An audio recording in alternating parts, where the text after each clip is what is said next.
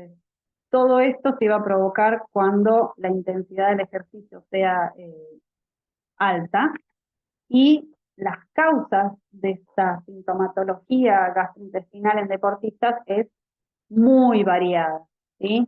El estrés asociado a la competencia siempre va de la mano con náuseas, gastritis, diarrea, inclusive hasta con constipación.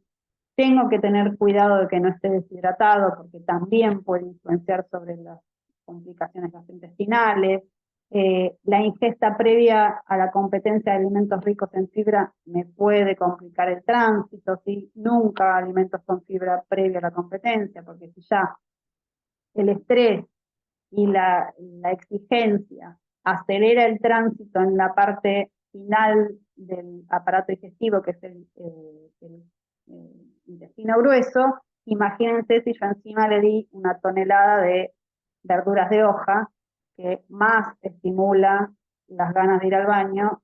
No serían dos cosas que yo quisiera juntar. Así que no hojas, menos crudas previo a la competencia.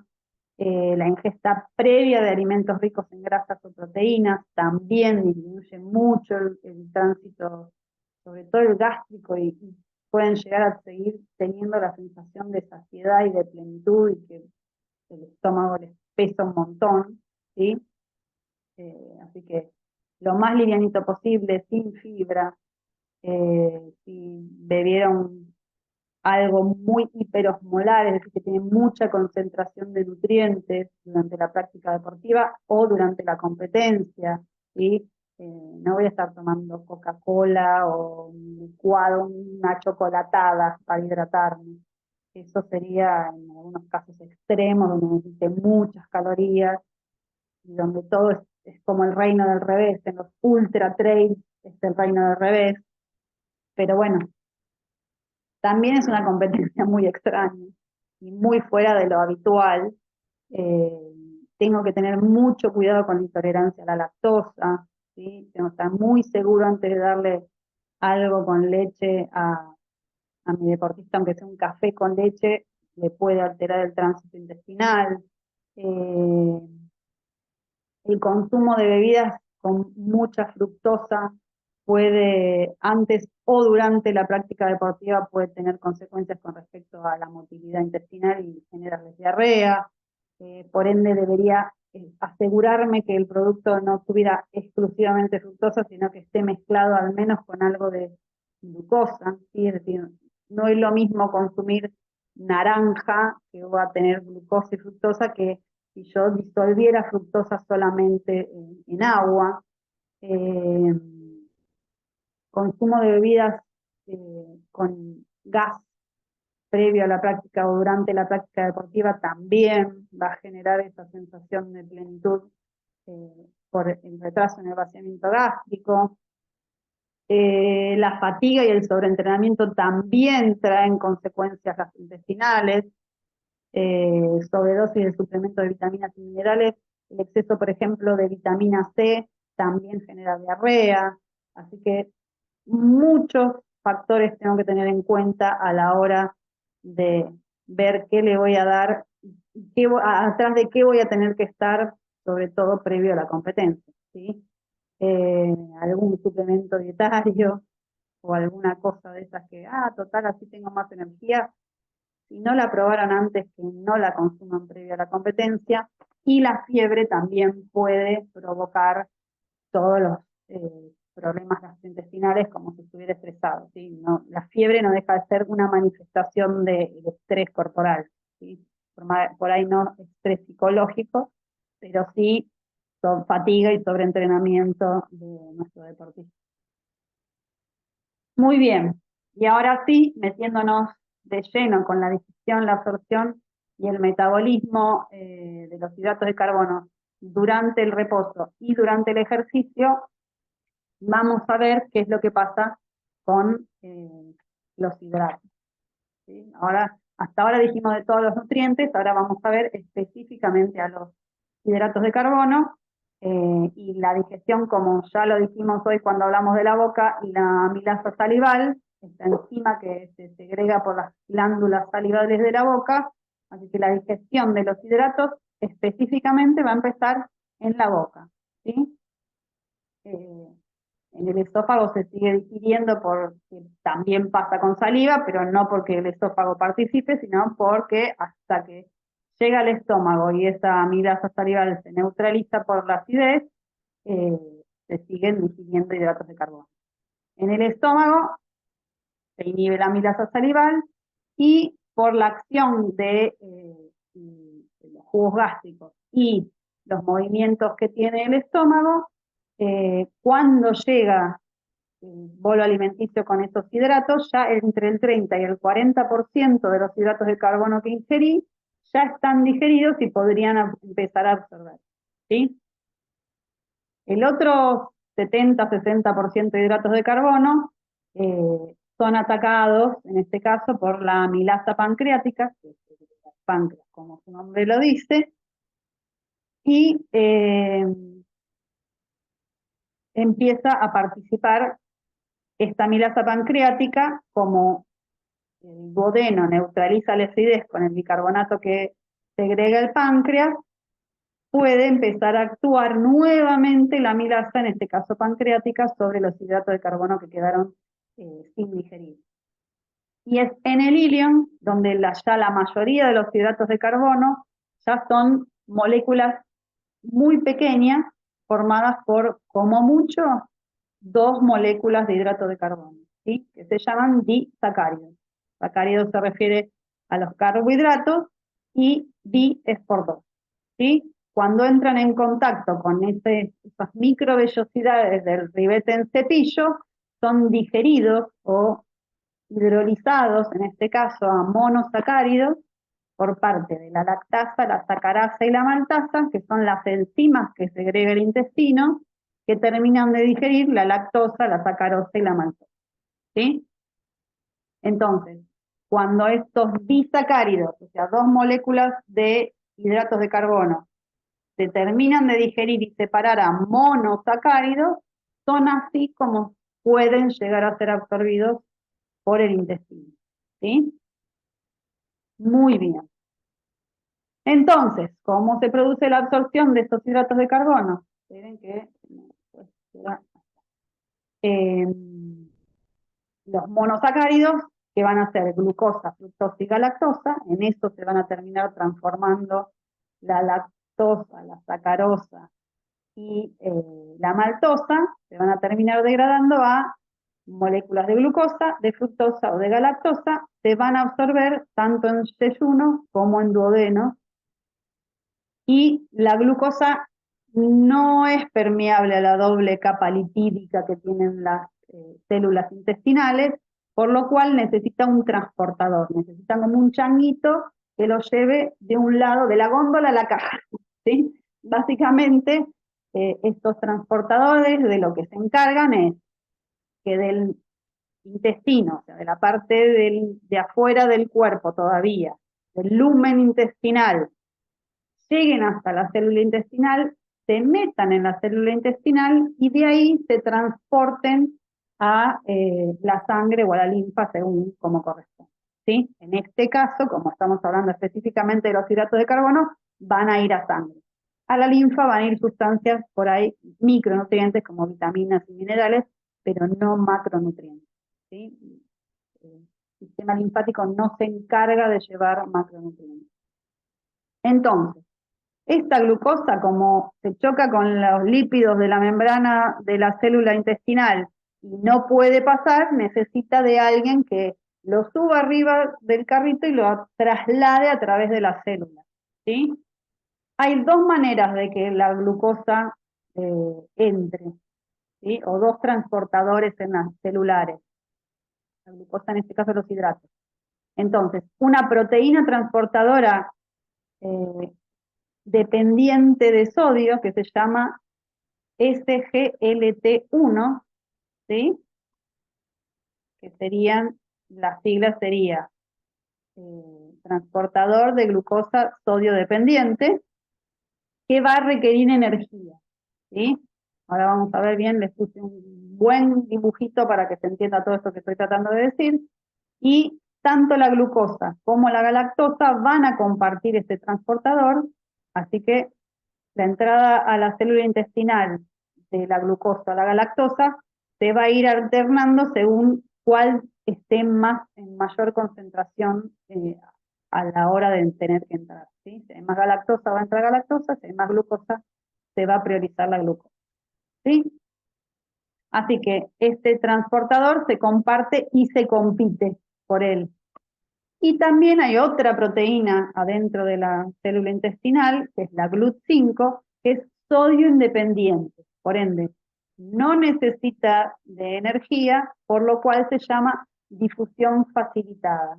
Y la que entra al cuerpo, en este caso a la célula intestinal a través de la GLUT5, es la fructosa, que muy pancha, sin necesidad de energía, tiene como un pase VIP, tiene una pulserita que la hace pasar con menos intermediarios, ¿sí? Entonces tenemos de glucosa y galactosa, es un transporte activo, se le llama activo porque depende, en este caso, del sodio y de energía para que ese transporte exista, y una difusión facilitada que tiene la fructosa. Los tres monosacáridos, tanto galactosa, fructosa como glucosa, salen de la célula intestinal hacia los capilares, es decir, hacia los vasos sanguíneos, a través de otra proteína transportadora que se llama GLUT2 por difusión facilitada. Es decir, hay dos que entran con necesidad o requerimiento de energía, uno que entra por difusión facilitada, pero todos salen por difusión facilitada, ¿sí? Y ahora cuando ven el dibujo, van a entender. Yo sé que así en el aire es muy complicado. Pero, si lo vemos en el gráfico, la idea es la siguiente. Esto es la parte de adentro del intestino, ¿sí? Que sigue siendo fuera para mí del cuerpo, porque es como la luz intestinal, ¿sí? Así que todavía si puede pasar aire, está del lado de afuera. Y tanto la glucosa como la galactosa, sodio dependiente el transportador, se unen a este transportador, llega una molécula de sodio y entonces se produce la entrada de la glucosa a la célula intestinal, ¿sí? Y en ese momento llegan hasta la GLUT2, la glucosa sigue de largo hacia el torrente sanguíneo, o la galactosa, si hubiera mayor cantidad de galactosa en ese momento, y el sodio, como no va al torrente sanguíneo y no se puede estar acumulando dentro de la célula, lo que hace es, con ayuda de ATP, acá es donde está el gasto de energía para esta difusión activa, o esta entrada activa de la glucosa y la galactosa, se usa energía y este sodio por la bomba sodio-potasio sale de la célula y vuelve al lumen intestinal para volver a utilizarse a la siguiente molécula junto con el transportador para poder volver a entrar, ¿sí? Fíjese en cambio, acá abajo está la fructosa, muy pancha, que no necesita a nadie, ni siquiera energía, se pone en contacto con el GLUT5, que hace como de pasaje, ¿sí? Interrumpe esta membrana bifosfolipídica que no deja entrar las moléculas y le hace como un canal de entrada para que pueda entrar, ¿sí? Los dos hacen eso mismo, con ayuda del sodio y necesidad de energía. Llega y se ponen en contacto con el GLUT2 y enseguidita pasa al torrente sanguíneo, ¿sí? Así que de esta manera es como terminan los monosacáridos que tenemos como nutrientes entrando en el torrente sanguíneo. Muy bien, entonces, una vez que tenemos ya, sí, del lado de adentro, para mí, los nutrientes, ya están digeridos, ya están absorbidos, glucosa, fructosa y galactosa se transportan por vena porta hacia el hígado. En el hígado, tanto la galactosa como la fructosa son transformados a glucosa. Así que en definitiva, a pesar de que son tres monosacáridos, una vez que llegan al hígado, todo es glucosa, ¿sí? ¿Por qué todo se transforma a glucosa? Porque es la manera en la que el cuerpo va a guardar la energía de los hidratos de carbono. Si yo quiero tener una reserva, o a la larga, si yo quiero hacer energía con los hidratos de carbono, voy a necesitar glucosa. Entonces, no la voy a guardar como fructosa y galactosa y después tener que llevarla al hígado para transformar la glucosa. Ya está, una vez que la absorbí, la transformo a glucosa y ya la tengo lista. Si la necesito, la voy a buscar. Pero no estoy, la voy a buscar y entonces la tengo que transformar y no da vuelta. El hígado automáticamente, una vez que le llega cualquier monosacárido, que no sea glucosa, lo transforma a glucosa. ¿Sí? Muy bien.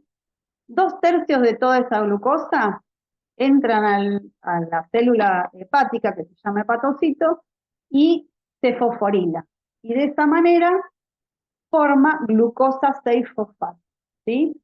Que va a ser mi principal manera de reservar energía en forma de glucosa.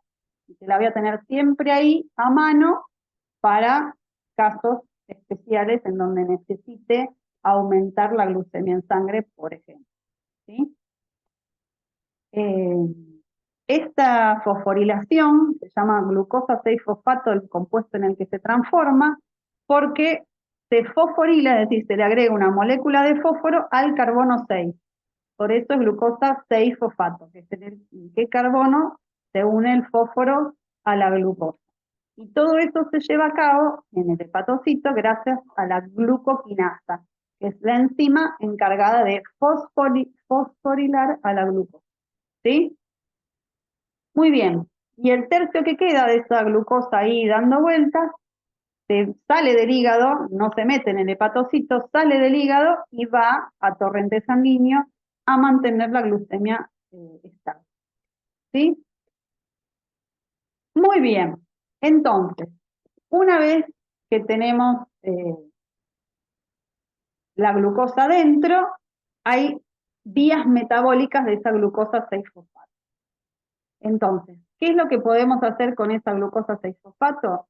Se puede convertir en ácidos grasos y colesterol. Es decir, si yo comí demasiado, mucho de más, y tengo mucha glucosa 6-fosfato en el hígado puede decidir que hay muchas calorías ingeridas que superan la demanda energética que tiene y la capacidad del hígado y de los músculos de formar glucógeno y de esa manera guardar energía.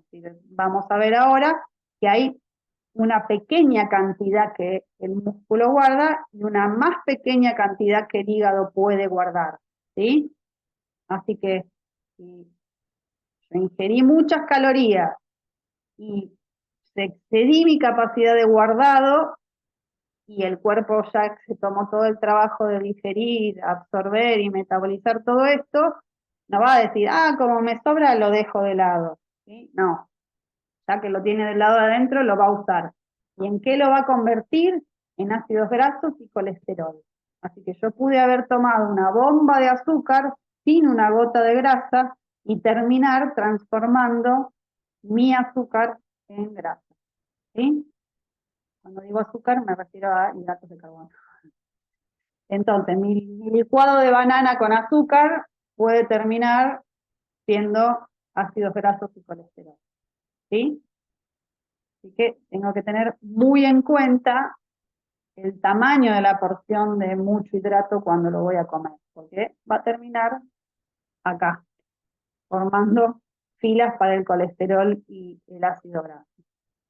La otra cosa que el hígado puede hacer, el glucógeno hepático almacenado puede volver a convertirse en glucosa mediante la glucogenolisis.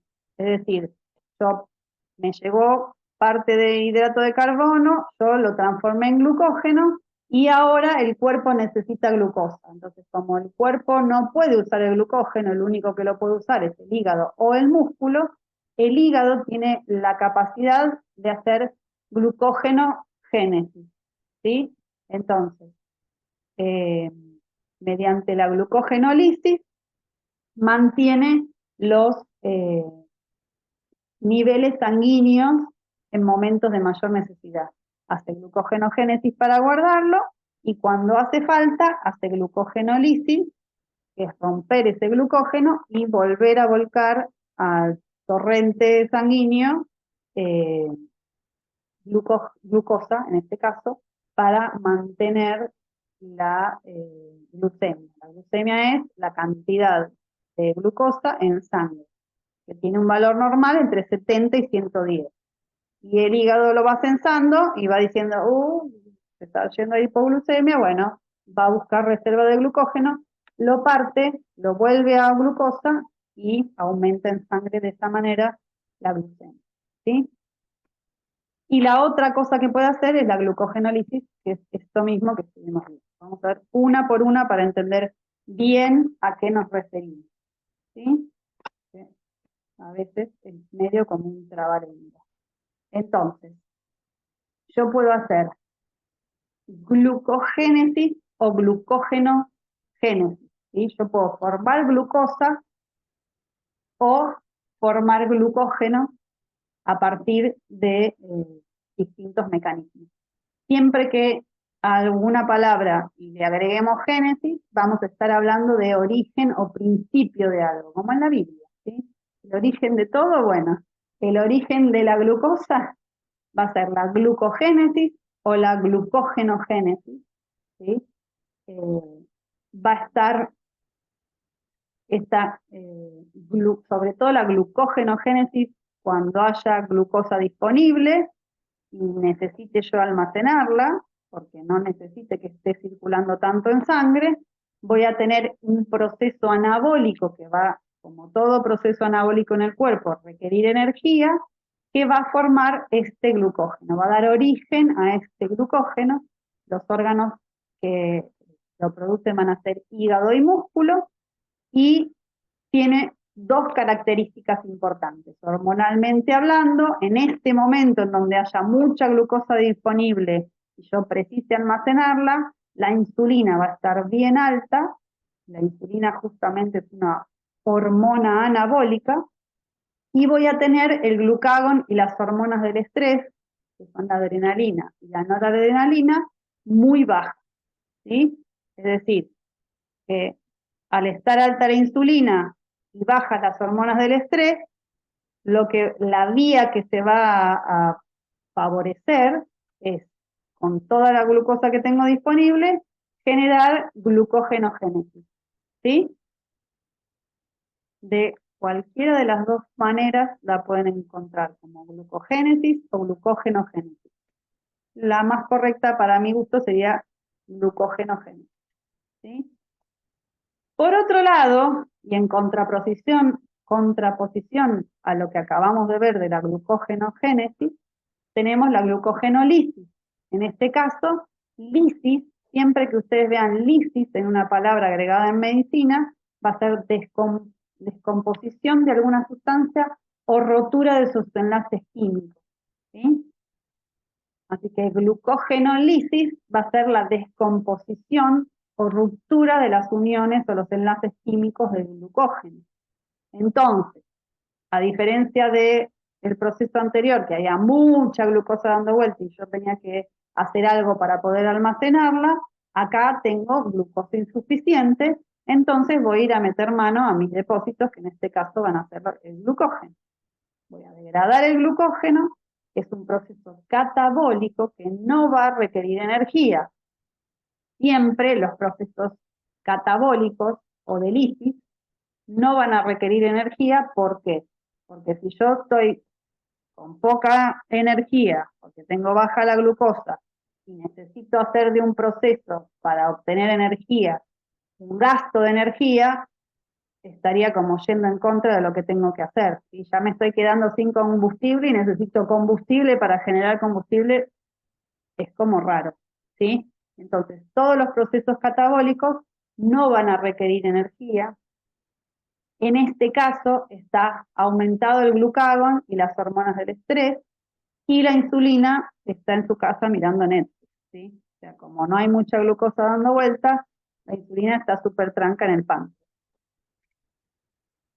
Muy bien, entonces, la glucólisis, que va a ser el proceso siguiente, ¿sí? Yo obtuve voy y rompo el glucógeno y obtengo glucosa. El proceso que sigue para obtener energía se va a llamar glucólisis, en donde esta glucólisis se va a realizar en el citoplasma de las células, de todas las células. La glucogenólisis no, solo en hígado o en músculo.